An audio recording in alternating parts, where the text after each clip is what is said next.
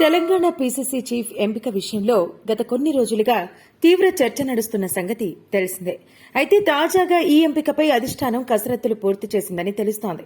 ఈ సందర్భంగా ముఖ్య నాయకులంతా అందుబాటులో ఉండాలని ఏఐసీసీ ఆదేశించిందని అంటున్నారు. ఈ సమయంలో అధిష్టానం ముందు రేవంత్ 6 ఆప్షన్లు పెట్టినట్టు చెబుతున్నారు.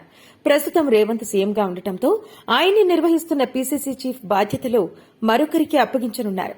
ఈ సమయంలో 6 పేర్లు ప్రముఖంగా వినిపిస్తున్నాయని అంటున్నారు. తెలంగాణ కాంగ్రెస్ పార్టీకి కొత్త పాస్గా బీసీ లేదా ఎస్సీ సామాజిక వర్గానికి చెందిన నేతను ఎంపిక చేసే అవకాశం ఉందని అంటున్నారు.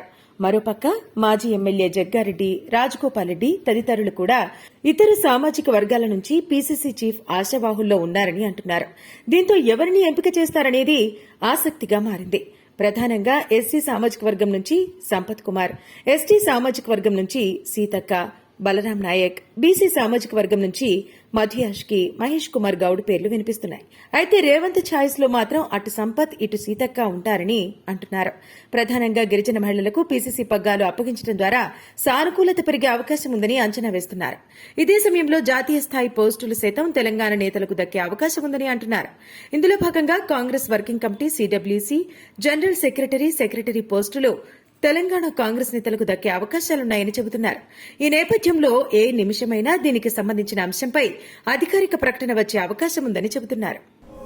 మరిన్ని అప్డేట్స్ కోసం మా ఫోకస్ న్యూస్ తెలుగును సబ్స్క్రైబ్ చేయండి. ఈ వీడియో కనుక మీకు నచ్చినట్లయితే లైక్ చేయండి, షేర్ చేయండి. మీ విలువైన అభిప్రాయాలను కామెంట్ బాక్స్ లో తెలియజేయండి.